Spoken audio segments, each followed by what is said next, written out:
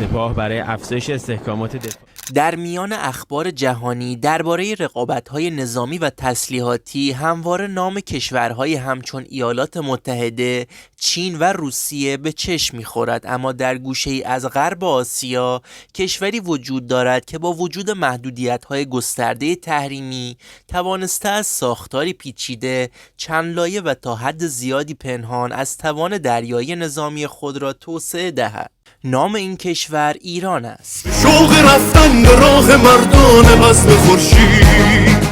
برخلاف تصور رایج که نیروی دریایی ایران را صرفاً در قالب قایق‌های تندرو سپاه پاسداران و اقدامات تنیزا در تنگه هرمز می‌بیند، واقعیت بسیار عمیق‌تر، سازمان یافته‌تر و پیچیده‌تر است. ایران در طول دهه‌های اخیر نه تنها در سطح سلاح‌های نامتقارن دریایی، بلکه در سطح توسعه زیرسطحی‌ها، جنگ الکترونیک دریایی، استفاده از پهپادهای دریایی و حتی جنگ سایبری دریایی نیز دستاوردهای کم نظیر داشته است که کمتر در رسانه‌ها منعکس می شود.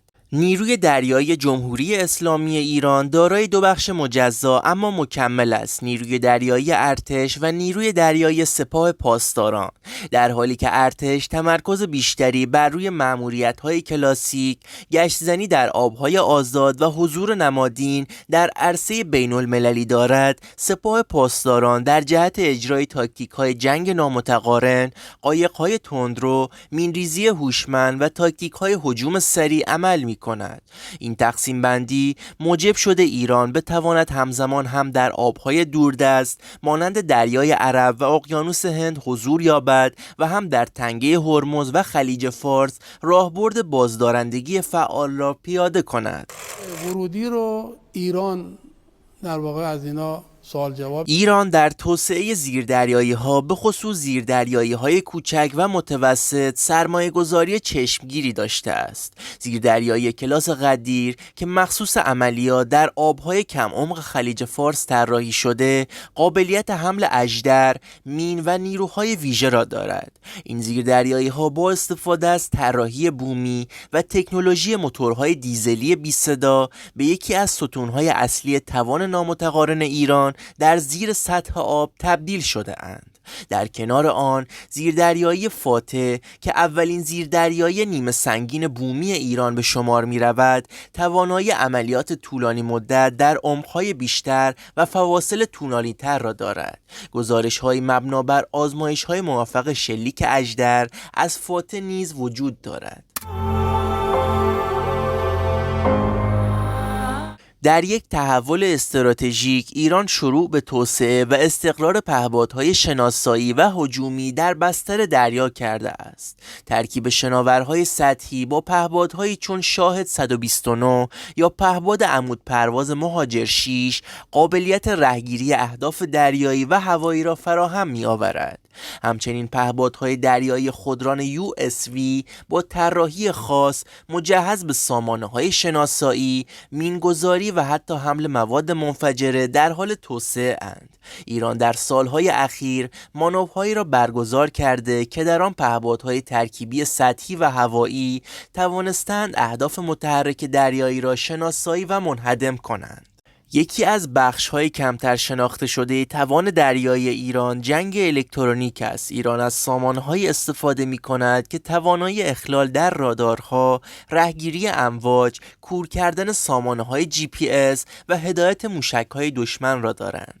برای مثال در حادثه سال 2011 که پهپاد آمریکایی RQ-170 در ایران فرود آمد، ایران مدعی شد از جنگ الکترونیکی برای ربایش آن استفاده کرده است.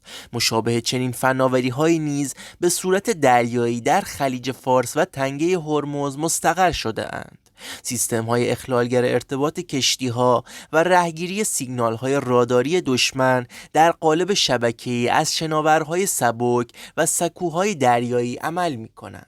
عبور میکنه موظفن که رعایت اصول. یکی از مخوفترین سلاح‌های دریایی ایران مین‌های هوشمند کفنشین هستند. این مین‌ها نه تنها به طور سنتی عمل نمی‌کنند بلکه دارای حسگرهای صوتی، مغناطیسی و لرزشی هستند که تنها در صورت شناسایی هدف خاص، مثلا یک کشتی جنگی خاص، فعال می‌شوند.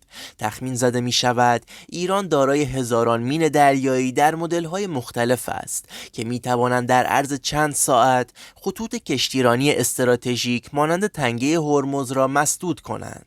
همین موضوع باعث شده آمریکا بارها سناریوهای شبیه سازی شده مین‌روبی در خلیج فارس را تمرین کند. کمتر کسی از وجود یگانهای غواصان نیروی ویژه دریایی ایران خبر دارد. این یگانها در عملیاتهای شناسایی، خرابکاری، کاشت مین مغناطیسی بر بدنه کشتیها و نفوذ به تأسیسات ساحلی دشمن آموزش دیده‌اند.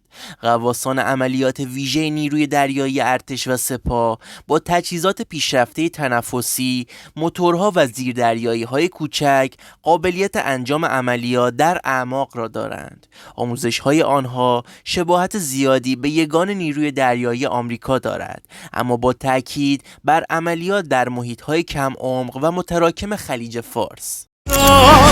تنیده در تار و پود ما طرحی است. یکی از ستونهای اصلی قدرت دریایی ایران سامانه‌های موشکی است. از جمله موشک‌های معروف ایران میتوان به نور، قادر، کوثر و خلیج فارس اشاره کرد. این موشک‌ها از سکوهای متحرک ساحلی، ناوچه‌ها و حتی قایق‌های تندرو قابل شلیک هستند.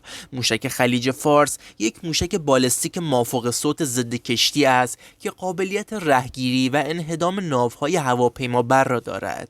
این موشک از جمله تهدیدات جدی علیه هر ناوگروه آمریکایی در خلیج فارس به شمار می‌رود. ایران همچنین با استفاده از تاکتیک‌های جنگ روانی توانسته حضورش را بیش از آنچه هست خطرناکتر جلوه دهد. از انتشار تصاویر قایق‌های تندرو در اطراف ناوهای آمریکایی تا مانورهای ناگهانی در تنگه هرمز، هدف ایجاد ترس از واکنش سریع و مرگبار ایران است. بخش زیادی از قدرت ایران نه در تعداد کشتی‌ها بلکه در نامعلوم بودن پاسخ نهفته است. آمریکا و متحدانش هرگز نمیتوانند با اطمینان بگویند پاسخ ایران به یک حمله دقیقاً چه خواهد بود و این ابهام خود نوعی بازدارندگی است. در سالهای اخیر ایران مأموریت‌های بلند مدتی در اقیانوس هند، دریای عرب، کانال سوئز و حتی اقیانوس اطلس انجام داده است. ناوگروه‌های ارتش جمهوری اسلامی ایران از جمله ناوشکن‌های بومی مانند دماوند و جماران به نشانه قدرت دریایی در مأموریت‌های چند ماهه حضور یافتند. این حضور نشانه‌ای از بلند پروازی راهبردی ایران برای عبور از محدودیت‌های منطقه‌ای و نشان دادن توان حرکت در سطح بین‌الملل است. توان دریایی مخفی نظامی ایران ساختاری پیچیده و چند وجهی دارد که بر پایه ترکیب ابتکار داخلی، مهندسی معکوس، تاکتیک‌های نامتقارن و روحیه خود اتکایی شکل گرفته است. از زیرسطحی‌های کوچک و کشنده گرفته تا پهپادهای دریایی و موشک‌های مافوق صوت، ایران توانسته است به بازیگری مهم در امنیت دریایی خاورمیانه تبدیل شود، در حالی که بسیاری از کشورها به ابزارهای پیشرفته غربی تکیه دارند. ایران با ترکیب خلاقیت و بومی سازی یک قدرت در سایه اما بسیار خطرناک در دریاهاست، قدرتی که بسیاری از آن هنوز در زیر امواج پنهان مانده است. اگر به هر نوع ویدیوهای دانستنی نظامی علاقه‌مند هستید توی کامنت ها بنویسید تا براتون منتشر کنیم. با تشکر از همراهی شما.